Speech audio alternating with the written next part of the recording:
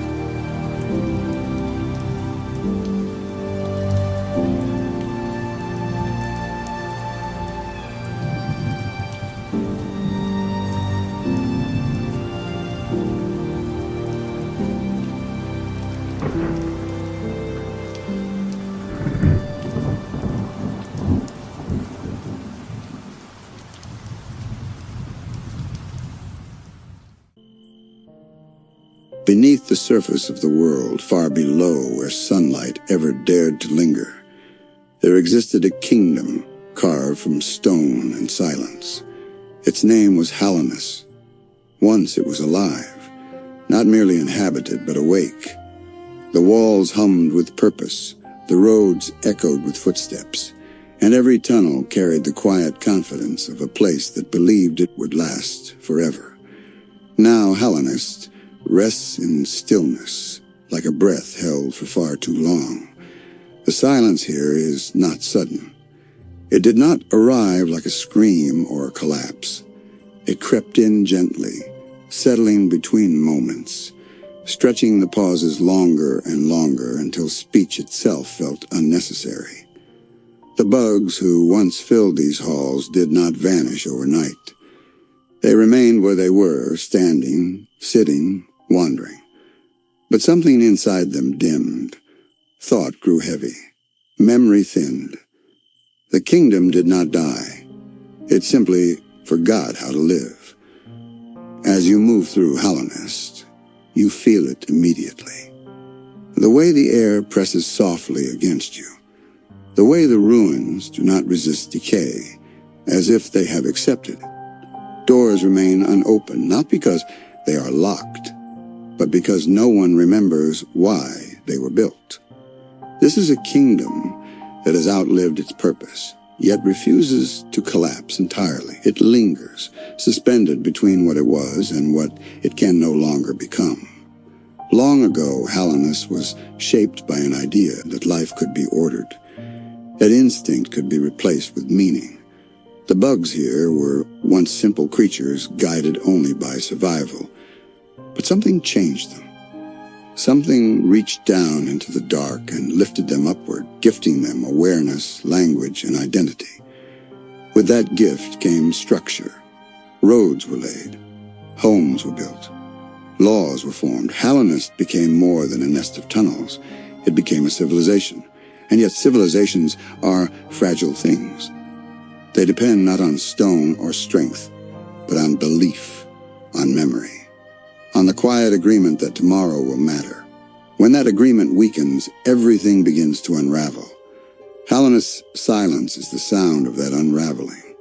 A kingdom still standing, but no longer listening to itself. You are not the first to walk these paths after the fall, but you are one of the few who can still hear the echoes. They drift through the corridors, soft and distant, like lullabies, sung to a place that no longer wakes. The silence does not threaten you. It invites you. It asks only that you slow down, that you listen, and that you accept what Hallownest had become. Because this kingdom is not empty, it is waiting. The deeper you travel, the more Hallownest reveals that its silence is layered. It is not the quiet of emptiness, but the quiet of things left unfinished. Every chamber feels as though someone stepped away only moments ago, leaving behind tools, benches, and memories that no longer know who they belong to. The kingdom breathes slowly now, unevenly, as if afraid that a deeper breath might finally end it. There was a time when these tunnels rang with life. Travelers moved between settlements. Merchants spoke in low, careful tones, and guards stood watch, not out of fear, but out of duty. Purpose filled the air, invisible yet heavy, like warmth. Now that warmth has faded, what remains is a cold awareness that something essential has slipped away, something that cannot simply be rebuilt. The bugs of Hallownest did not lose their bodies. They lost their selves. The infection did not strike like a blade. It seeped inward, dulling thought, blurring memory, replacing choice with impulse. Those who wander now do so without direction, their minds looping endlessly through fragments of what they once were. Some hum softly to themselves, others lash out without knowing why. They are not hostile by nature. They are confused, trapped inside shells that continue to move long after the mind has surrendered. And yet, even in this decay, Hallownest holds a strange kind of peace. The absence of urgency creates a stillness that feels almost gentle. There is no rush here, no demand. Time stretches thin and quiet, allowing sorrow to settle into something softer, something closer to acceptance. It is this quality that makes the kingdom feel less like a ruin and more like a dream slowly fading upon waking. The architecture itself seems aware of this slow ending. Towers lean without collapsing. Bridges crack but do not fall. The stone remembers its purpose even if those who shaped it no longer do. Hallownest resists erasure not through strength but through persistence. It endures simply because it has not yet been told to stop. As you listen closely, you begin to sense that the silence is not natural. It presses too evenly and too deliberately. This quiet was shaped, encouraged, allowed to spread. Hallownest did not fall by chance. It was guided here, step by careful step, toward a state where thought could no longer challenge what was coming. And somewhere within the stillness, beneath layers of stone and forgotten intention, something continues to dream. Not of the future, but of the past. As you wander farther into the depths, it becomes clear that Hallownest is not merely silent, but restrained. The stillness feels intentional, as though the kingdom itself is holding something back. Beneath the quiet corridors and abandoned homes, there is a pressure, subtle yet constant, like a thought never allowed to fully form. The walls do not whisper, but they remember.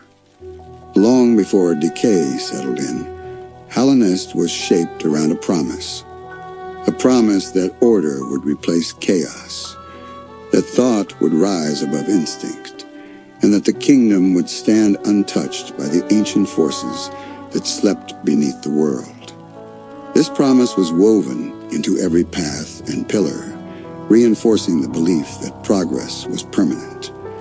But promises built on denial do not endure. They fracture, slowly, silently, from the inside. The silence thickens near the heart of the kingdom. Here the air feels heavier, weighted by forgotten decisions. Statues stand frozen in reverence, their purpose now unclear. Were they honoring something or pleading with it? The difference no longer matters. Worship without memory becomes nothing more than posture. The devotion remains, but the meaning has drained away. Somewhere along the way, Hallownest stopped listening. When warnings came, they were dismissed as dreams. When unease spread, it was named inconvenience rather than danger. The kingdom trusted too deeply in its own structure, believing that order itself was protection. In doing so, it allowed something unseen to seep through the cracks, not an invader of flesh, but of thought. Dreams began to change. Once soft and private, they grew bright, insistent, overwhelming. Sleep no longer brought rest, but repetition. Images returned night after night, glowing with a warmth that felt wrong, too close, too familiar. Those who dreamed began to carry that glow with them when they woke. And those who could not dream at all were left hollow, drifting through days that no longer belonged to them. The silence of Hallownest deepened as voices faded. Conversations shortened and stopped. Language lost its edges, its ability to define and separate. Without words, thoughts collapsed inward. The kingdom did not scream as it fell, it simply went quiet, as though silence itself had been chosen as a final defense. Yet even now, Hallownest resists complete erasure. The silence is not emptiness, it is containment. A fragile lance holding something in place, something that has not been allowed to finish what it began. The kingdom remains suspended, neither alive nor dead, waiting for a moment of release. And in that waiting, the air seems to lean toward you, as if sensing that you, unlike most, can still hear. At the deepest reaches of Hallownest, the silence no longer feels passive. It becomes watchful.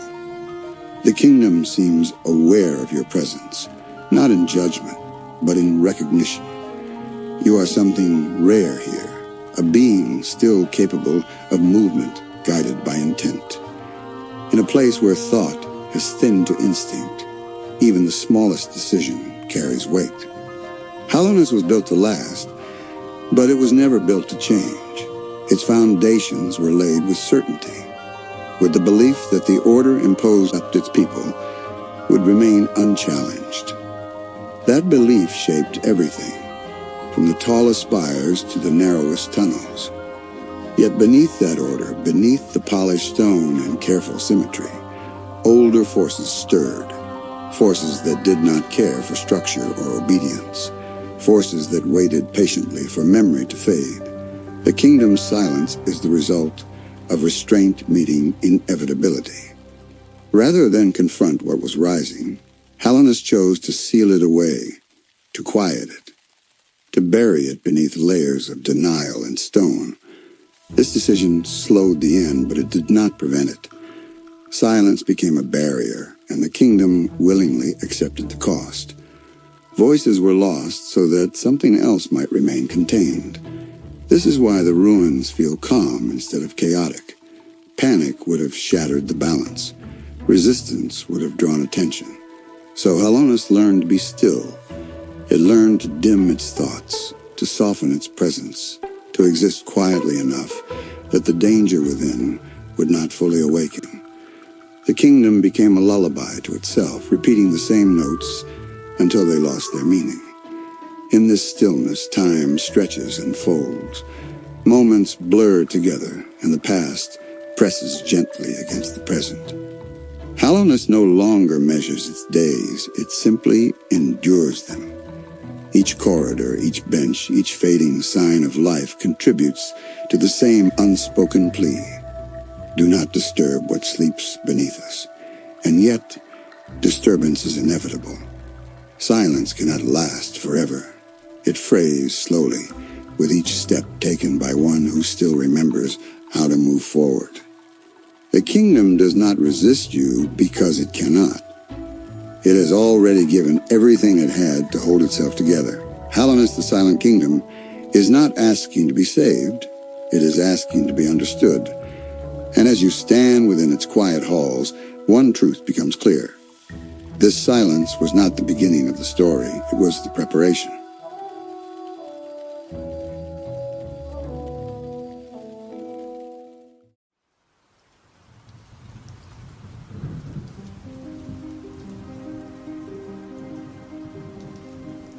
Long before the silence settled over Hallownest, before the roads emptied and the minds of its people dimmed, there came a presence from above. It did not arrive with thunder or fire. It descended quietly, deliberately, as though it had always known where it was going. This presence would come to be known as the Pale King. He was not born of Hallownest. He shaped it. Where he walked, instinct loosened its grip. Creatures that once lived only to survive began to think, to speak, to imagine something beyond the next moment. The Pale King did not merely rule, he awakened. With a gentle yet unyielding influence, he lifted the bugs of the underground from their natural state and gave them minds capable of understanding order, purpose, and self. This gift was transformative, and it was binding. Thought brought structure, and structure demanded guidance. Hallownest rose around the Pale King not because he commanded it to, but because everything now needed him to make sense of itself. He became the axis upon which the kingdom turned, the quiet certainty that kept chaos at bay. The Pale King believed deeply in order, not as cruelty, but as necessity. To him, a structured mind was a protected one. He built roads to guide movement, laws to guide behavior, and symbols to guide belief. In doing so, he reshaped not only the land, but the very way his subjects understood existence. They no longer lived as they were. They lived as they were taught to be. Yet this transformation came with a cost, one that was easy to overlook while the kingdom flourished. By lifting his subjects out of instinct, the Pale King severed them from something older, something that had once watched over them quietly, patiently, long before Hallownest had a name. A presence rooted not in stone or law, but in dreams. At first, this absence went unnoticed. The kingdom thrived. Prosperity settled in. The Pale King's influence felt absolute. And so the idea that anything else might challenge it seemed unthinkable. But gods do not fade simply because they are forgotten. They wait. And in the spaces where memory thins, they begin to return. The Pale King sensed this before anyone else did. A subtle shift, a pressure at the edges of sleep. He understood that something ancient had been disturbed by his reign. Something that did not belong to order and would not be governed by it. For the first time, certainty wavered. And in that moment, the ruler of Hallownest made a choice that would shape everything that followed. Not to listen, but to control. The Pale King did not rule through force alone. His power lay in perception, in the way his presence subtly reshaped reality around him. To those who lived under his reign, he was more than a monarch. He was proof that the world could be understood, measured, and mastered. With him at the center, uncertainty felt distant, almost impossible. As Hallownest expanded, the Pale King worked tirelessly to reinforce the kingdom's sense of permanence. Great structures were raised, not merely as shelters, but as symbols. Each pillar and archway spoke the same quiet message. This order will endure.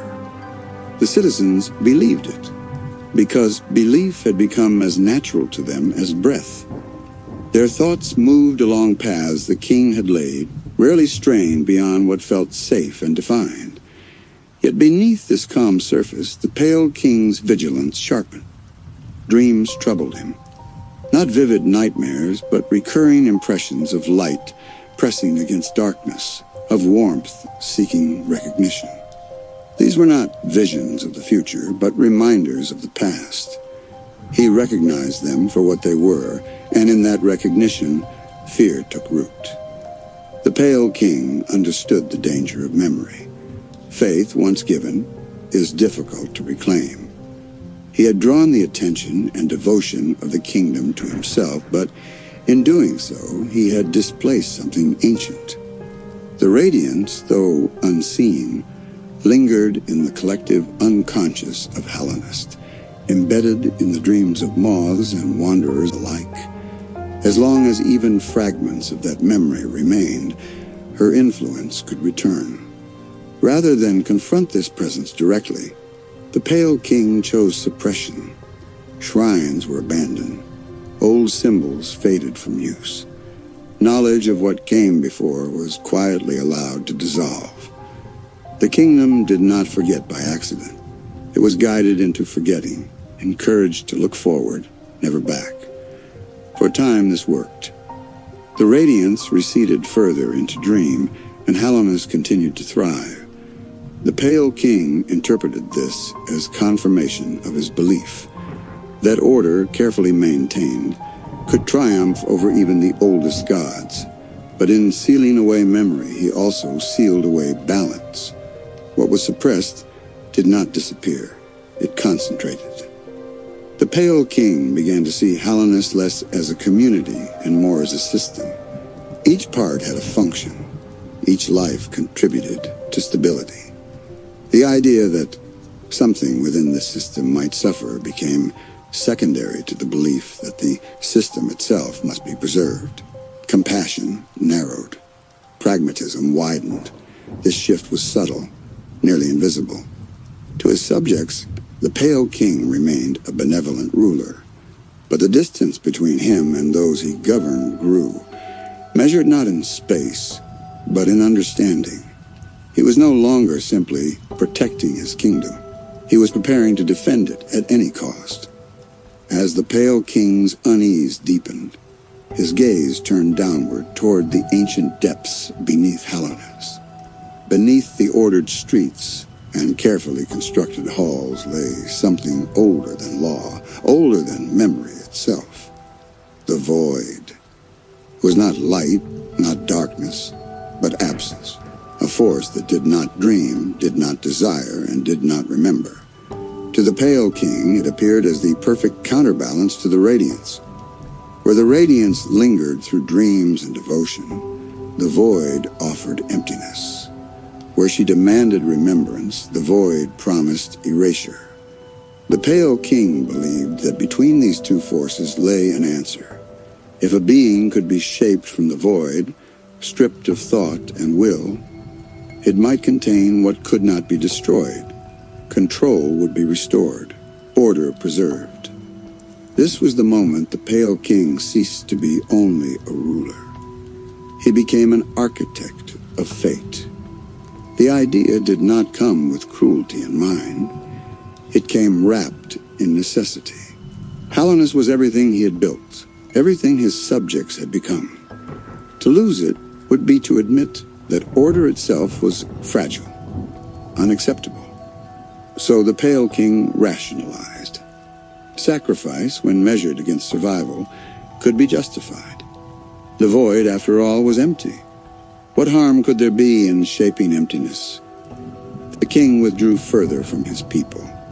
His presence became rare, distant, focused inward rather than outward. Beneath the kingdom, preparations began in secrecy.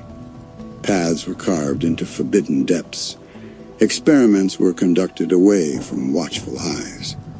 The Pale King did not announce his intentions, not because he feared rebellion, but because he feared doubt. Doubt would slow him. Doubt would weaken resolve. Those closest to him sensed the change. The kingdom felt colder, more rigid.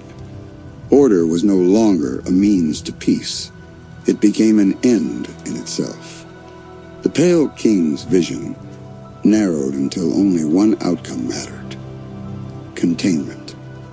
The Radiance would be sealed away, not confronted, not understood, but buried beneath layers of emptiness and silence. In choosing this path, the Pale King abandoned balance. He placed faith in control, in the belief that a perfect solution could exist if one simply removed enough variables. Thought, will, emotion. All could be discarded if they interfered with stability.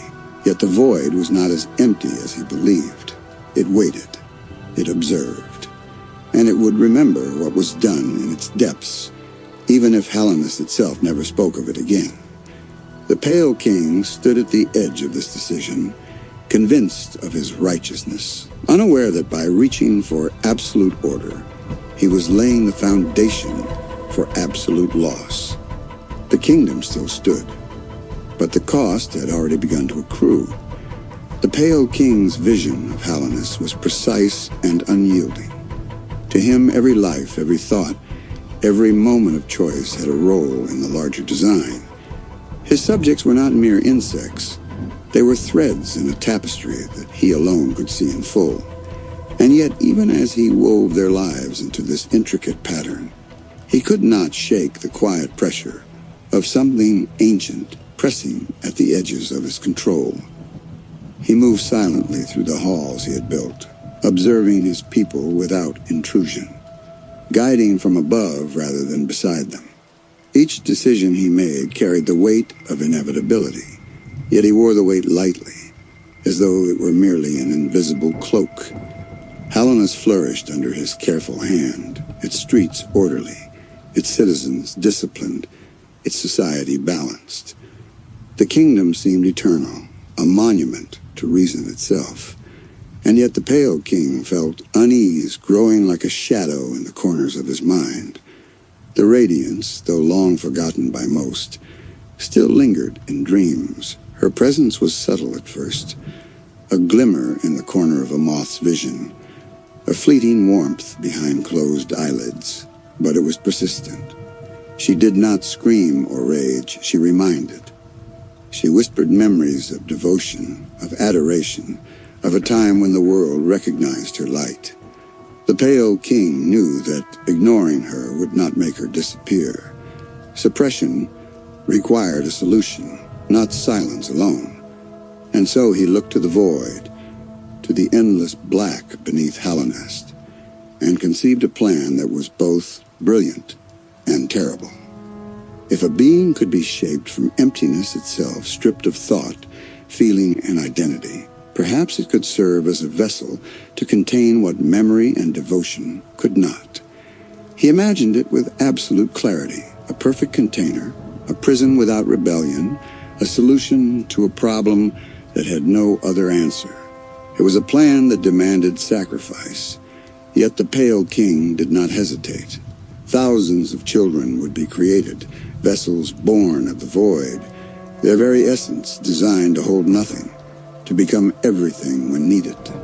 They were tools of necessity, instruments of survival. In his mind there was no cruelty in this, only inevitability. The first vessels were imperfect, their minds too aware, their hearts too willing to cling. They faltered, and the Pale King watched them fail with quiet resolve. One by one they were discarded, sent into the deep abyss to fade into oblivion. Yet his determination never wavered. Perfection required patience. Perfection required distance. Perfection required the willingness to bear a burden no ordinary being could understand. The Pale King did not become cold in the act. He remained thoughtful, measured, a monarch whose empathy was now channeled toward the kingdom as a whole rather than its individual lives. To him, every choice he made was for the future of Hallownest. The kingdom's survival was the only truth that mattered, and he would see it endure no matter the cost. This is the essence of the Pale King, a ruler who gave thought where there was none, who built order out of chaos, who reshaped life itself. Yet in the quiet of his brilliance lies the seed of tragedy, a devotion to control so absolute that it could not foresee its own undoing. He would create, guide, and protect, But he could not account for the subtle imperfections of life, the quiet rebellion of love, the fracture of even the purest vessel. Hallownest shone under his hand, but in shaping his kingdom, the Pale King also shaped the inevitability of its sorrow.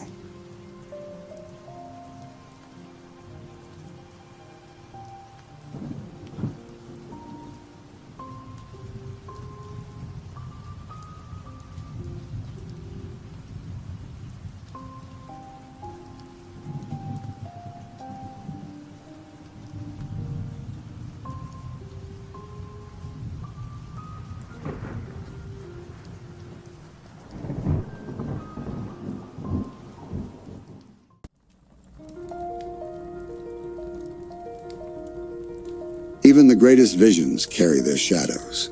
The Pale King, for all his wisdom and patience, had not foreseen the cost of absolute order. Beneath Hallownest, in the deepest, most secret reaches of the kingdom, he had begun to shape something extraordinary and terrible. From the endless black of the void, he crafted vessels, children born without thought, without will, without desire. They were perfect in their emptiness, meant to contain the Radiance, the ancient light god who had been driven into dreams and silence. Their purpose was singular: to hold what could not be destroyed, to serve as prisons for a being whose light was too persistent to ignore. These vessels were not raised as children. They were not nurtured or taught or loved. They were made to be instruments, and instruments do not need comfort. One by one, they were created, tested, and measured against an impossible standard. Most failed. Their minds, too aware or too sensitive, could not contain the Radiance's brilliance. When they faltered, they were discarded, sent to the abyss, a place older than memory where the dark swallowed them like a tide. The Pale King watched, unflinching, as each failure fell into nothingness. Convinced that the end justified the means, it is easy to call this cruelty. And perhaps it was. But in his mind, the Pale King was acting not out of malice, but necessity. The kingdom he had shaped, the society he had built, depended on this. Hallownest's survival demanded perfection, and perfection required sacrifice. Yet even as he rationalized, a quiet weight began to settle in the spaces between his decisions, a whisper that perhaps life, even life shaped for obedience, was not meant to be so hollow. The hollow knight, the child who would ultimately be chosen, was thought to be flawless. It was empty in every measurable way. No thought, no will, no capacity for attachment. For a time it seemed that the Pale King's plan had succeeded. Hallownest could breathe again, free from the insistent glow of the Radiance and dreams, free from the corruption that had begun to creep quietly through its citizens. The kingdom believed itself safe. The ruler believed in his own wisdom. But even the purest vessel cannot escape the faintest trace of existence. Love, attachment, even a shadow of care can undermine the most carefully laid plans. The Hollow Knight, for all its perfection, carried something within it that the Pale King had not accounted for: the ability to feel, however faintly. A single bond, invisible yet real, formed between it and the Pale King. Not a conscious choice, not a rebellion, but a trace of connection that, though imperceptible to the eye, would become the fault line along which everything would eventually shatter. In the moment of its selection, the Hollow Knight was celebrated as the fulfillment of a vision. Hallownest had its savior. The Radiance had its prison.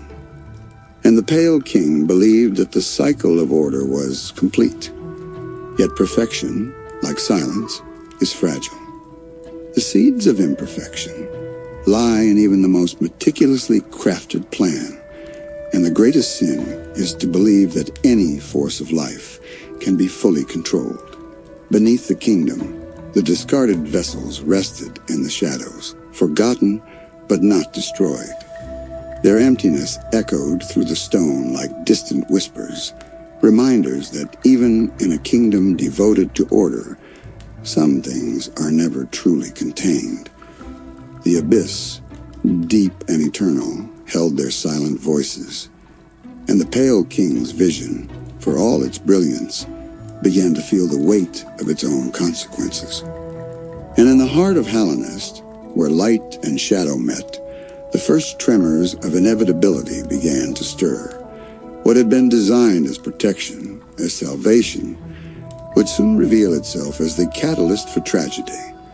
The Hollow Knight's selection should have marked the end of the Pale King's worries. Yet even in that moment of apparent triumph, the first whispers of doubt began to stir. The vessel, though chosen for its emptiness, carried a spark of subtle awareness, so faint that only the careful eye of its creator might sense it. It was not thought exactly, nor will, but something like a memory of connection, a faint echo of attachment. This tiny flaw would become a crack, a fissure invisible to most, yet capable of unraveling everything the Pale King had so meticulously constructed. The Radiance, imprisoned within the Hollow Knight, sensed it immediately. Though bound, her light found the smallest fractures in her containment, slipping through moments when the vessel's attention faltered, when its faint bond to the Pale King wavered. The infection, though restrained for now, pulsed faintly in the deep places of Hallownest, whispering reminders of the goddess who had once commanded worship and devotion. It was patient, knowing that even the strongest prisons eventually have weaknesses. Above ground, Hallownest thrived under the Pale King's guidance. Citizens moved with purpose. Roads connected the farthest reaches of the kingdom, and the kingdom itself appeared unshakable. The king's choice had created a fragile equilibrium, the Radiance contained, the kingdom orderly, and the Hollow Knight seemingly perfect. Yet in this very perfection lay the seeds of ruin. For to attempt to hold life, even life designed to hold nothing, is to court the inevitability of imperfection. The discarded vessels in the abyss were silent, their emptiness echoing faintly through the tunnels like reminders of lives that had been created and abandoned. They were proof that perfection cannot be forced, that life, even when stripped of thought, will find its own subtle ways to resist. The Pale King, in his unwavering focus, had not considered the depth of connection, the way even a fragment of care could ripple outward.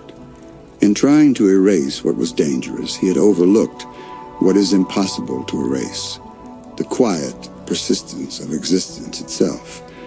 And so the kingdom moved forward in a delicate balance, unaware of the tension coiling beneath its foundations. Every tunnel, every hollow chamber, every silent corridor was a reminder of the Pale King's ambition and the cost it demanded. Perfection, he believed, required sacrifice. Yet the greatest sacrifices are never fully visible. Hidden in the faint bonds, in the unspoken traces of attachment, in the smallest flickers of life that refuse to be erased. This is the king's sin. Not the creation of the vessels, nor the binding of the Radiance, but the belief that life could ever be perfectly controlled. That love, even a fleeting trace, could be ignored. That a kingdom built on obedience could ever hold back the persistent, radiant force of a forgotten god. In the deepest shadows of Hallownest, the first tremors of inevitable failure began to pulse softly, almost unnoticed. Yet those tremors were enough to signal that no matter how brilliant a plan, no matter how carefully constructed a kingdom, life will always find the spaces between intentions, and even the most flawless of vessels may one day shatter. The Pale King's creation, meant to protect and preserve, would soon show him that even a god cannot control all that exists. And when that revelation came, it would be felt not just in the quiet of the Hollow Night, but in every stone, every corridor, every silent corner of Hallownest. Time in Hallownest is slow. It stretches and folds in ways that feel natural to the kingdom itself. as if the tunnels in stone have learned to measure moments differently. And yet, even in this deliberate pace, cracks appear where the pale king's perfection cannot hold. The hollow knight, meant to be flawless, begins to manifest the tiniest imperfection, not in body, not in strength, but in the faintest trace of connection to the one who created it. A moment of recognition, a subtle awareness of care, almost imperceptible, yet undeniable. This small spark, invisible to nearly all eyes, would grow into a fault line running through the very heart of Hallownest. The Radiance, ever patient, had waited eons for this opportunity. She does not rush. She does not rage. She watches, bides her time, knowing that even the smallest crack in obedience will allow her light to seep through. The infection begins quietly, almost imperceptibly, in hidden corners of the kingdom, a glimmer in a moth's eye, a shadow of warmth behind a closed eyelid. Slowly, persistently, it spreads. And though the hollow knight contains her in body, her influence is never fully gone. It waits for that one moment when the vessel's perfection falters, when the faint bond to the pale king flickers like a candle threatened by wind. Meanwhile, above, Hallownest moves in rhythms that seem eternal. Markets open, guards patrol, and insects speak in measured tones. All appears stable, orderly, and untouched by the slow pressures beneath. To the citizens, their kingdom is complete. To the pale king, it is nearly so. Yet every empty chamber, every abandoned hall, every forgotten shrine whispers a different story, a reminder that perfection is always provisional, that order is always temporary. The cracks are invisible to most, yet they exist, patiently waiting for the moment life itself reminds the world that it cannot be bound. Even the discarded vessels in the abyss, silent and forgotten, contribute to this tension. Their emptiness resonates through the stone, echoing faintly in the corners of Hallownest where no one treads. Though they are meant to be lifeless, they are still reminders of the impossibility of absolute control. Each failure, each discarded child, is a subtle mark on the kingdom, a faint vibration that the pale king cannot see, yet that the world around him feels. The king, in his brilliance, believes that foresight will protect Hallownest. He measures risk, anticipates rebellion, and calculates outcomes.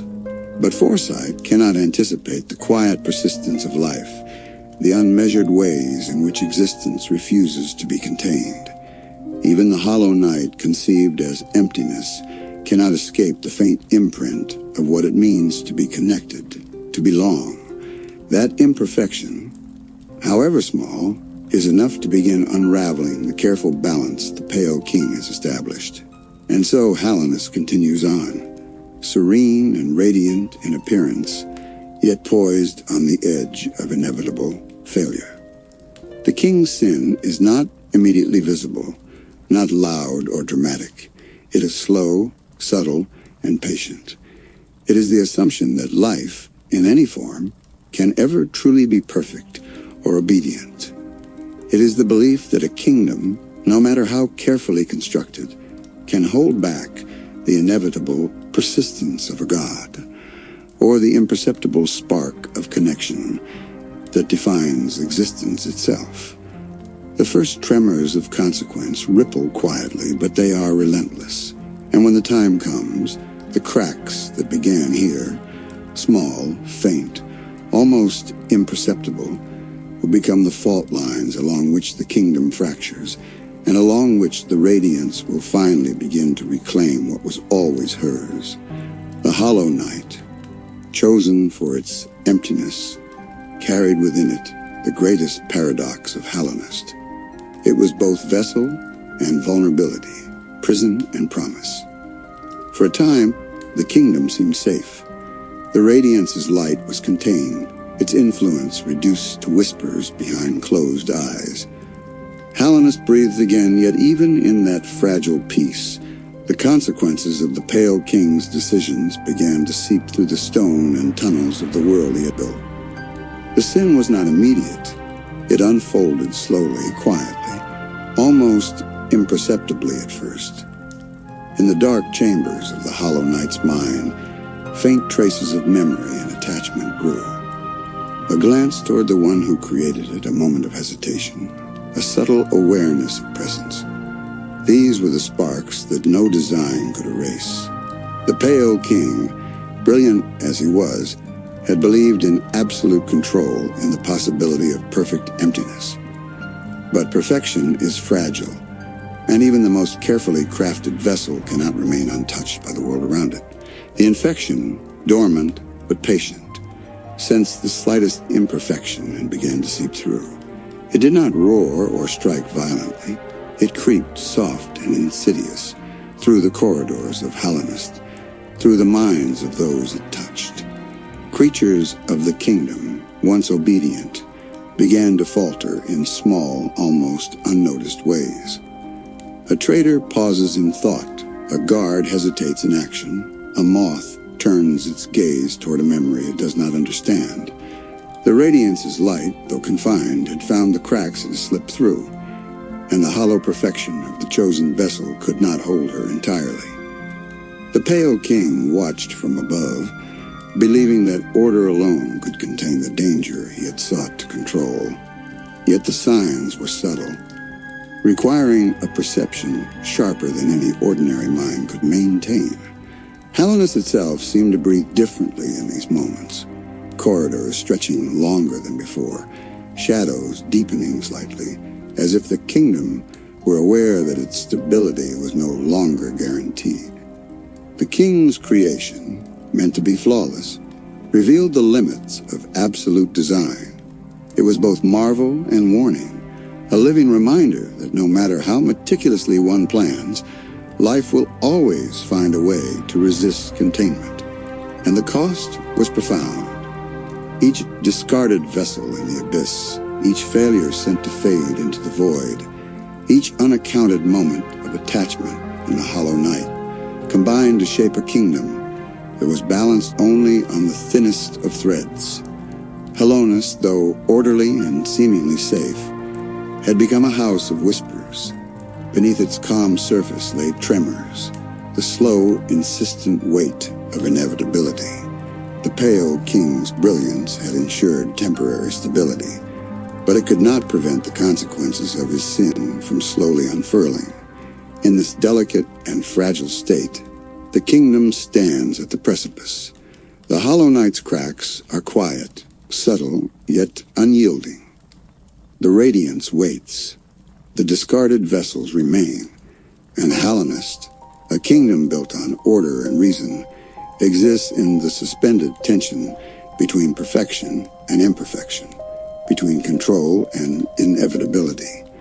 The king's sin is not only in what he created, but in the belief that creation alone could forestall consequence, that life, even life designed to hold nothing, could be bound forever. And in the silence of the kingdom, a truth becomes unmistakable. The Pale King may have shaped Hallownest, but the events he set into motion will shape it far longer than he could ever command. The seeds of collapse have already been sown, quietly, invisibly, yet with an inevitability as steady and relentless as time itself.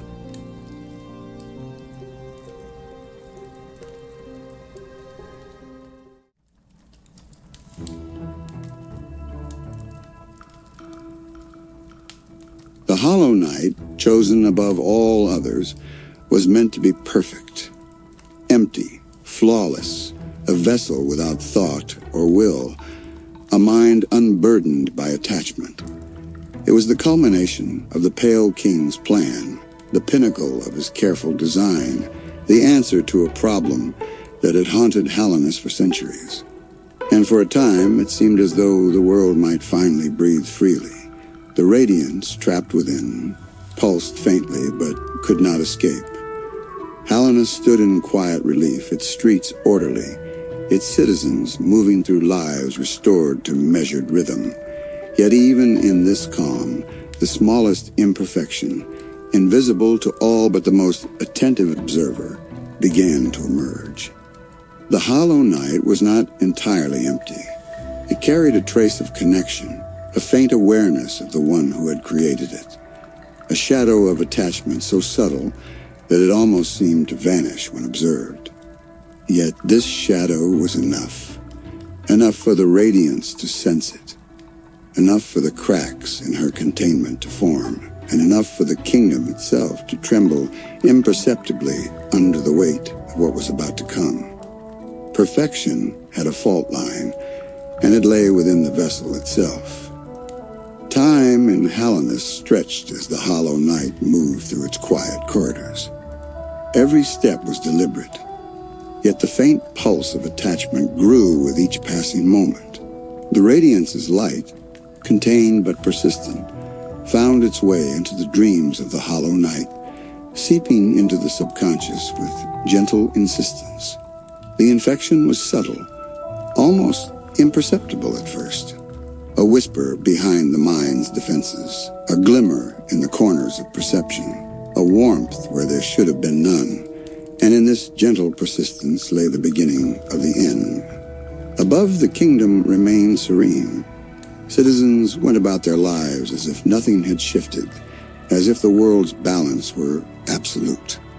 But Hallownest itself seemed to sense the tension beneath its streets, the silent struggle contained within its chosen vessel. Shadows deepened slightly. Corridors seemed to stretch longer than memory had allowed, and a quiet unease pressed gently against the edges of consciousness. Hallownest, for all its order, could not ignore the imperfection it had birthed. The pale king, watching from above, sensed only faintly that his plan carried the first tremors of uncertainty. He had created a vessel to contain the Radiance, yet even the hollow night, designed to be pure and empty, could not remain untouched by existence itself. The bond between creator and creation, though small and almost imperceptible, was enough to weaken the structure of perfection. And so the kingdom, in its apparent peace, began to wobble, suspended on the edge of a slow, inevitable fracture.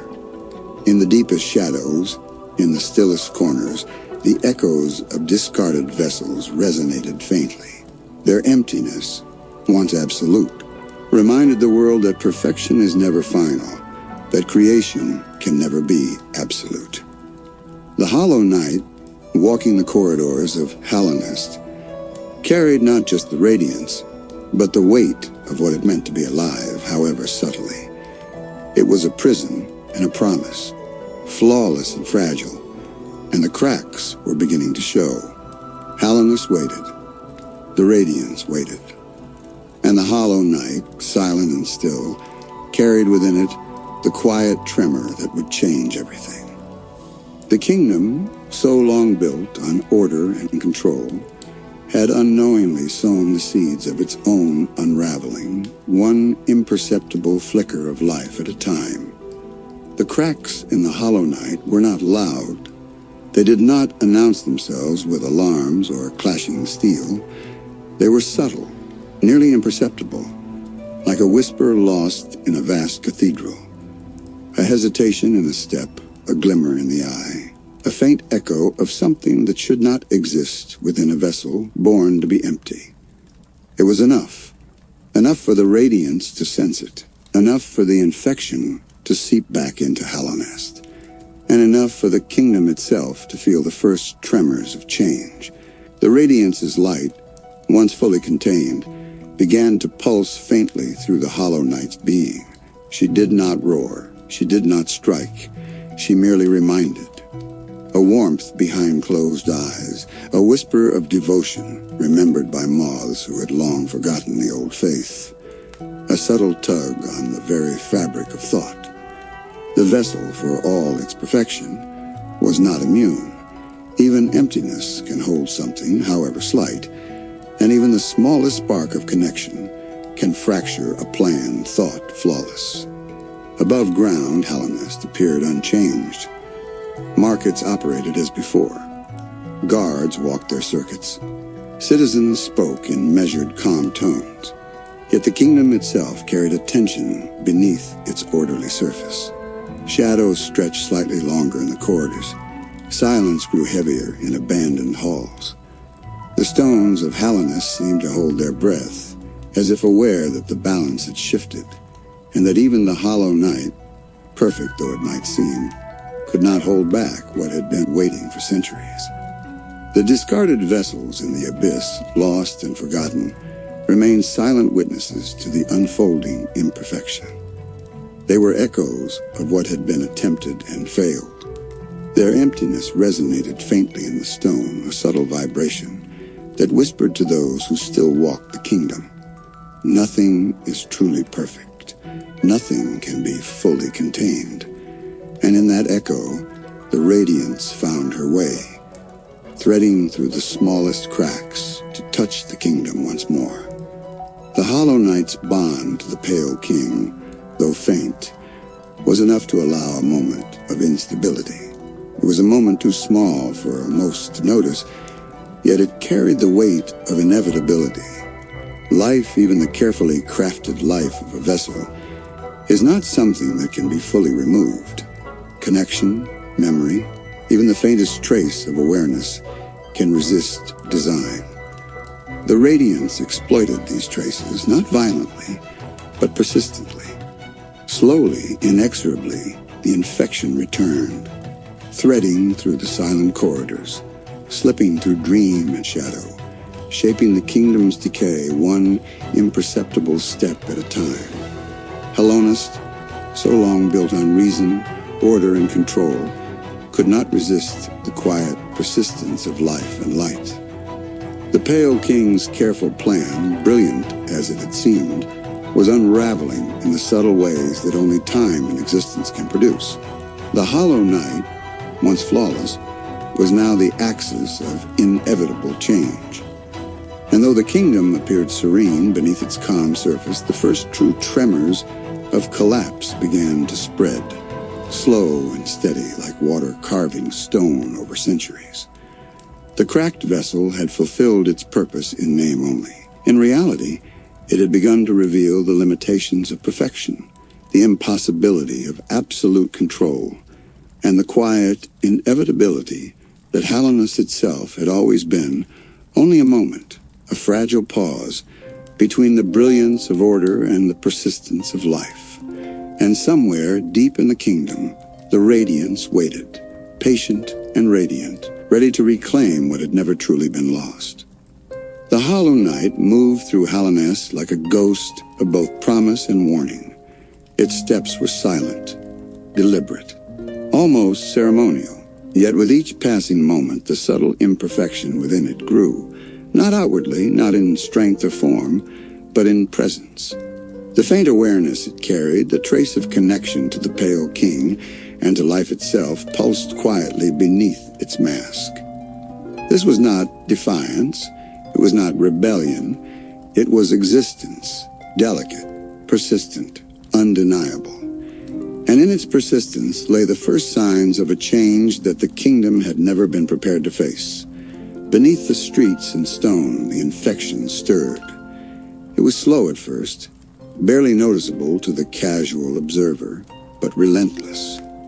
It wove through Hallownest's veins, threading corridors and tunnels, reaching into dream and shadow, seeking the faintest cracks in what had been designed to contain it.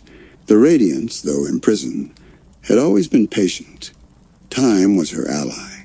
She did not need to strike. She only needed to wait, and the hollow perfection of her vessel would betray her in small, almost invisible ways. Above, the kingdom remained calm. Life continued. Markets hummed. Guards patrolled. Citizens moved along familiar paths. Hallownest seemed untouched, serene, unshaken. Yet the air carried a quiet tension, almost imperceptible, like the pause before a tide shifts. Even the stones seemed to remember the old promise, that nothing could remain perfect forever. Every abandoned shrine, every empty hall, every discarded vessel in the abyss whispered the same truth. The Hollow Knight, though chosen and perfected, could not escape existence itself, and so the cracks widened slowly. Dreams of moths who had long forgotten the Radiance began to carry her light again. Creatures that had walked in ordered obedience began to falter in subtle ways. A pause too long, a gaze too distant, a movement slightly delayed. Each small imperfection seemed trivial alone, but together they formed a pattern, a quiet chorus of inevitability that echoed through the silent kingdom. The Hollow Knight, carrying the Radiance, was no longer simply a prison. It had become a bridge, an unintentional conduit for what had been suppressed. The Pale King, from his high throne or distant presence, could sense the faint tremors, though their origin eluded him. The plan he had forged, brilliant and meticulous, had depended on absolute control over life, over thought, over connection itself. Yet life, subtle and persistent, refused to be fully contained. Even the Hollow Knight, designed to hold nothing, began to show that emptiness is never perfect. Its faint traces of care, attachment, or perhaps mere awareness were enough to challenge centuries of design. Hallownest, the kingdom that had flourished under brilliance and order, began to feel the first whispers of unrest, not as chaos, but as inevitability. The Radiance's light threaded its way into the shadows, the infection seeping into the cracks of an otherwise perfect plan. The Hollow Knight, silent and still, was no longer merely a vessel. It was a reminder that perfection is never complete, that control is always fragile, and that even the quietest tremors can shape the fate of a kingdom. And in this quiet unfolding, the kingdom itself seemed to lean forward, as if waiting almost patiently for the inevitable reckoning that would follow the cracks in its silent, ordered heart. The Hollow Knight, once thought flawless, now moved through Hallownest carrying the weight of inevitability. Its emptiness, intended as perfection, had begun to fracture quietly, imperceptibly, like a mirror with the tiniest fissures that grow unnoticed until they split the whole reflection. Every shadow it passed, every corridor it traversed, carried the subtle pulse of imperfection. The faintest trace of awareness, the whisper of connection, a spark of something that should not have existed. These were not grand gestures, but gentle tremors that the kingdom itself seemed to feel, as if the stones remembered the fragility of control. The Radiance's influence, once thought contained, began to thread through these cracks. She did not strike with fire or light, but with patience, soft and persistent. Her presence slipped into dreams, into the minds of the forgotten and the attentive alike.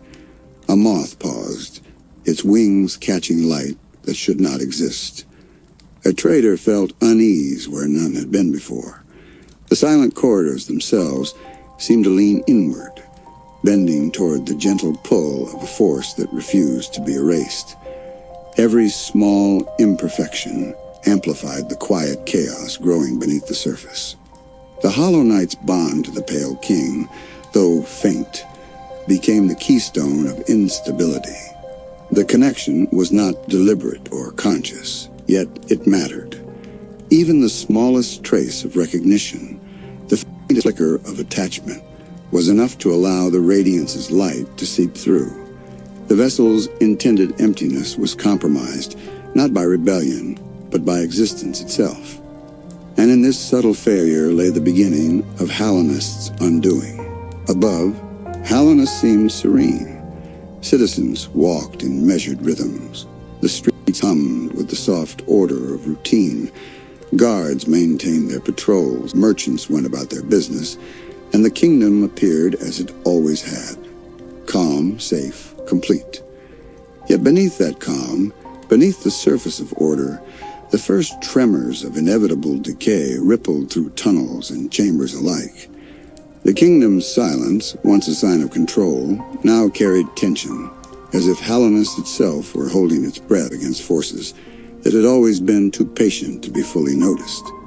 The discarded vessels in the abyss remained silent, yet their echoes resonated faintly through the stone. Every failed creation was a reminder that perfection is an illusion, that life, even life stripped bare, refuses to be fully contained.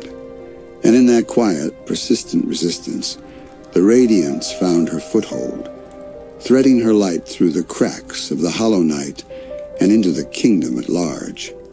Hallownest, for all its brilliance and order, was no longer secure. The cracked vessel, intended as a solution to centuries of imbalance, had become the conduit through which the inevitable began to unfold. And in the deepest shadows, where silence pressed most heavily, the kingdom seemed to exhale slowly, preparing for the reckoning that would arrive not with violence or alarm, but with quiet, relentless inevitability. The hollow night, carrying both the radiance and the subtle spark of its own existence, had become more than a prison. It was a reminder, a warning, a bridge between order and chaos, between perfection and imperfection, and between the Pale King's vision and the consequences he had always believed he could control. Hallownest waited, and the world within it held its breath, knowing that the next step would not be measured or restrained. It would be real and unstoppable.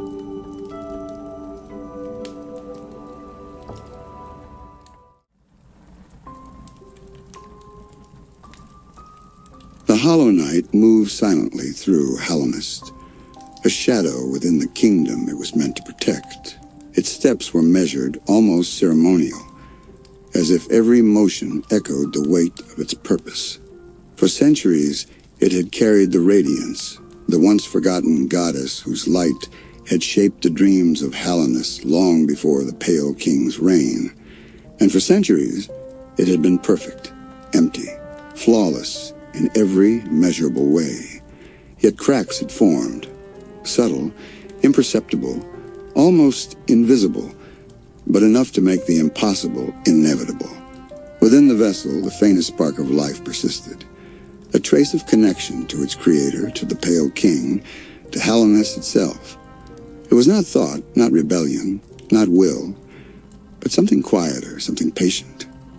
A flicker in the mind that allowed the radiance to push back, to seep through the emptiness, to whisper again in dreams and corners where shadows clung.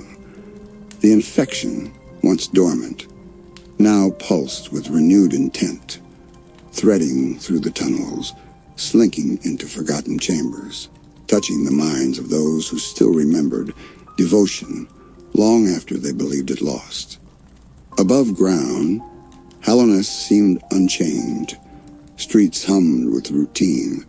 Guards patrolled, merchants traded, and insects moved along the paths laid by the Pale King's careful design. The kingdom's calm was deceptive. Beneath the surface, shadows stretched longer than memory had measured. Corridors whispered. Stone itself seemed aware, leaning slightly toward the pulse of inevitability that had grown beneath its ordered surface. The hollow night, walking without pause, had become both the kingdom's greatest hope and its quiet undoing. The vessel's emptiness had been its perfection, yet even emptiness cannot fully contain existence. The Radiance, patient and radiant, found every small crack in the hollow night's mind and amplified it. Dreams became warmer. Faint glimmers of devotion, long buried, resurfaced. Moths remembered their worship. Insects paused in their routines. And in these tiny, almost invisible shifts, the foundation of the kingdom trembled. Hallownest, built on centuries of order, had never been prepared for the subtle persistence of life and light. The hollow night's bond to the Pale King, so faint as to be imperceptible to most, became a keystone of instability. Though it had no conscious will, it carried traces of care and awareness that allowed the Radiance's light to seep through the cracks in her prison. The vessel had become more than a container. It had become a bridge between two forces, the Radiance's persistent brilliance and the Pale King's rigid order.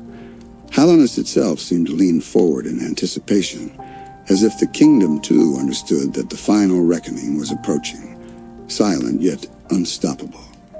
And in the quiet of the tunnels beneath the cities and shrines, the echoes of discarded vessels in the abyss murmured faintly. Their emptiness resonated like distant ghosts, reminders that perfection is never absolute, that life, even life designed to hold nothing, finds a way to persist. Every failure, every forgotten creation, every imperfection of the Hollow Knight itself whispered a single truth. Control is fragile, and the cost of even the smallest lapse is immense. The kingdom waited. The Radiance waited. And the Hollow Knight, silent, empty, yet subtly alive, became the axis upon which everything would turn. The calm of Hallownest, the perfection of the vessel, the brilliance of the Pale King, all were poised on a delicate fulcrum. One misstep, one crack, one trace of light in the darkness, and the fragile balance would shatter. Hallownest's story, long silent, was about to speak. The Hollow Knight continued through Hallownest's tunnels, silent and deliberate. Yet the world around it began to respond in subtle, inexorable ways. The Radiance, though bound, pulsed faintly through the cracks in the vessel's mind, not in fury, but in memory and insistence. Dreams, whispers, glimmers of light that touched the eyes of moths, insects, and even the long-forgotten corners of the kingdom itself. She did not need to shout. She only needed to wait. And the Hollow Knight's imperfection, so slight, so careful, allowed her influence to spread quietly, threading into the veins of Hallownest like water through stone. Even the kingdom, for all its calm appearance, felt the subtle tremors. Stone corridors seemed longer, shadows deepened, and the air grew heavier in empty halls. The market stalls hummed with routine, yet somewhere a moth paused mid-flight. A trader's gaze lingered too long. A guard hesitated for a moment too many. Nothing loud, nothing obvious. Yet the pulse of inevitability grew stronger. Hallownest itself had begun to awaken to the cracks it could not contain. The Hollow Knight, bound to its purpose, was unaware of its own growing fragility. Its perfection, once unquestioned, had become its own vulnerability. The faint bond to the Pale King, a trace of connection that seemed so insignificant, allowed the Radiance's light to reach through the emptiness, to touch life in ways the Pale King had never intended. It was a slow, patient erosion. Not destruction, not chaos, but quiet inevitability. And as the vessel carried the imprisoned Radiance deeper into the kingdom, Hallownest's ordered surface began to feel the first pressures of collapse. Beneath the kingdom, the abyss whispered its presence. The discarded vessels, remnants of the Pale King's experiments, resonated faintly through stone and shadow. Though meant to be empty, even they carried echoes of failure, subtle vibrations that reminded the Hollow Knight, and Hallownest itself, that perfection is always provisional. The kingdom had been built on order, yes, but order is only as enduring as the forces that sustain it. The Hollow Knight's cracks, though imperceptible to all but the most careful observers, were enough to remind the world that nothing truly remains bound forever. In the winding halls, in the abandoned shrines, in the stillest corners, the Radiance's light flickered and pulsed. It touched the Hollow Knight's mind gently, persistently, finding the faint traces of awareness that lingered where emptiness should have been absolute. And with each subtle touch, the vessel became more than a prison. It became a witness, a participant, a bridge between the Radiance's brilliance and the Pale King's carefully constructed order. Hallownest itself leaned forward, holding its breath, waiting for the moment when this quiet persistence would demand acknowledgement. And so the kingdom, once thought eternal in its order, trembled silently beneath its own perfection. The Hollow Knight, bound by duty yet carrying the first sparks of life within its emptiness, was now both protector and harbinger. The Radiance's influence spread patiently, steadily, threading through dreams, insects, and shadows alike. And though Hallownest appeared calm, serene, untouched, it had begun its slow, inevitable unraveling, one quiet step at a time. The stage was set. The Hollow Knight, the cracked vessel, the Radiance, and Hallownest itself were poised at the edge of inevitable reckoning. Silence pressed down upon the kingdom, but it was no longer merely calm, it was expectant. The Hollow Knight moved through Hallownest with a quiet purpose, unaware that each step carried the weight of centuries. The kingdom's ordered surface, markets humming, guards patrolling, citizens walking in measured rhythm, remained seemingly untouched. Yet beneath that calm, subtle shifts began to ripple. Shadows deepened in forgotten corridors. Moths hesitated mid-flight. A faint warmth touched the minds of those who had once worshipped the Radiance in dreams long since abandoned. The infection, dormant but patient, was stirring again. Within the vessel itself, the cracks widened imperceptibly. The trace of connection to the Pale King pulsed faintly, an invisible tether that allowed the Radiance's light to seep through. It did not strike violently, did not scream in defiance. It whispered, persistent and patient, threading through dreams and shadow, through mind and stone. Each pulse nudged the Hollow Knight ever so slightly toward imperfection, toward vulnerability, toward the inevitable. Even emptiness, it seemed, could be imperfect. Hallownest, for all its seeming order, began to respond to these imperceptible pressures. Stone corridors held their breath. Forgotten shrines seemed heavier in their silence. The kingdom itself felt the gentle strain of inevitability pressing against the perfection the Pale King had fought to create. Every discarded vessel in the abyss echoed faintly through the tunnels, subtle reminders that no creation is ever flawless, that every act of control carries within it the seeds of vulnerability. The Hollow Knight's journey was not violent. It did not storm halls or clash with creatures. Its presence was subtle, like a shadow moving in harmony with the world. Yet its very existence challenged the careful order imposed upon Hallownest. The Radiance's influence, threading through cracks in its mind, reached out to the kingdom, nudging it in ways almost too small to notice. A flicker of light behind an eyelid, a faint memory awakening in a moth, a pause in the rhythm of a soldier's patrol. The kingdom began to bend quietly under forces it could neither see nor measure. And the Hollow Knight, bound by purpose yet carrying within it a spark of awareness, became a silent fulcrum.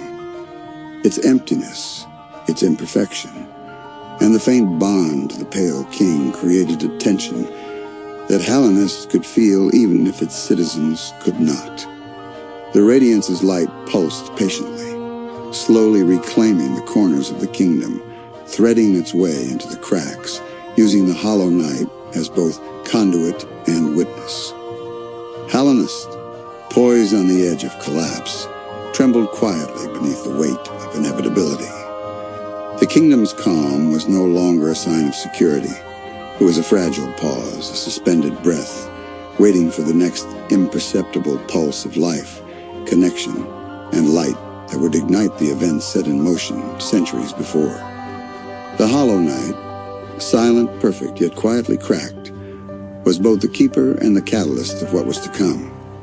The calm of Hallownest, long sustained by the Pale King's careful design, began to unravel with the quiet persistence of inevitability. The Hollow Knight, carrying the Radiance within its fragile, imperfect emptiness, moved through the tunnels like a shadow walking between worlds. Its steps echoed softly against stone walls, yet the kingdom itself seemed to notice each one, as if the corridors and halls themselves held their breath in anticipation. The infection, subtle at first, pulsed through the veins of the kingdom, threading through every abandoned shrine, every forgotten hall, every hidden corner where light had once feared to linger. The Radiance's influence spread with patient determination. She did not strike with fire or scream in rage. She whispered in dreams, stirred memories in moths, and breathed warmth into places that had long been cold. Her light found the faintest imperfections in the Hollow Knight's mind, exploiting the trace of connection to the Pale King, and slowly, inexorably, threading back into the kingdom. Every subtle pause in a citizen's routine, every flicker of hesitation in guards and traders, every glimmer in the wings of a moth, carried the pulse of her return.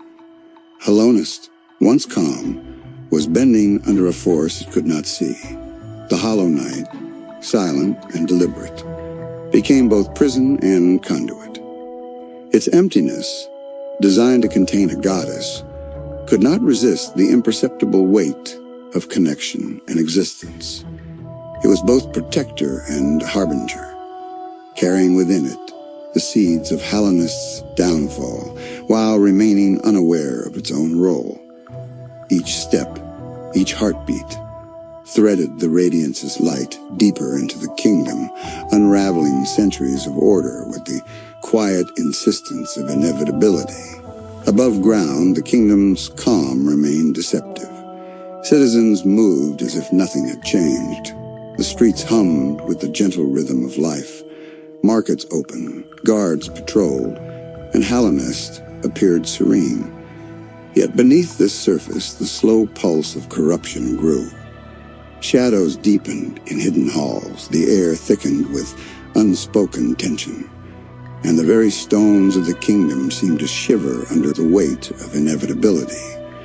The Hollow Knight's presence amplified the fractures that had been forming for centuries, turning subtle imperfections into the threads of collapse. And then, in the quietest moments of the kingdom's day, it became undeniable. The Hollow Knight's cracks, small and almost invisible for so long, widened enough for the Radiance's light to reach fully.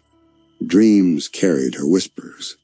Wings brushed against the faint warmth of remembrance. Hallownest trembled in slow recognition. The perfect order the Pale King had built was never absolute. The vessels discarded in the abyss, the careful control of thought and memory, the creation of a flawless prison, it had all been a temporary measure against inevitability. Life, light, and connection cannot be held forever.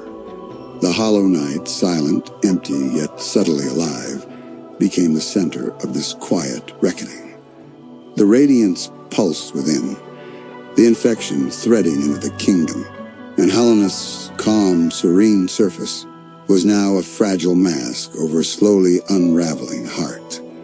The kingdom had waited for centuries, but now the moment of inevitability had arrived, and it did not shout, it did not storm, it simply existed, patient and unstoppable, pressing against the cracks of a kingdom built on perfection, on emptiness, on control.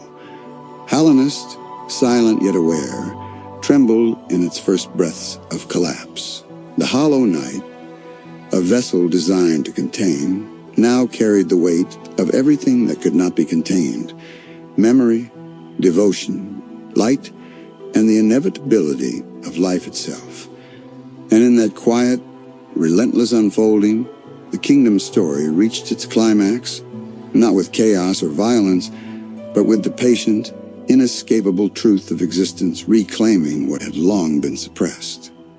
The kingdom, in all its fragile perfection, teaches us a quiet truth.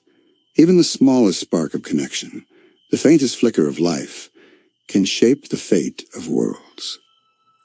Hallownest sleeps again for now, yet its echoes remain in every shadow, every corridor, and every quiet moment we carry with us. Thank you for wandering these halls with me, for listening to the whispers of a kingdom long past, and for allowing the story to unfold slowly, gently, in your mind. Sleep now, traveler, and perhaps in your dreams, Hallownest will continue to live, quietly, eternally, patiently waiting for those who remember. Good night, everyone.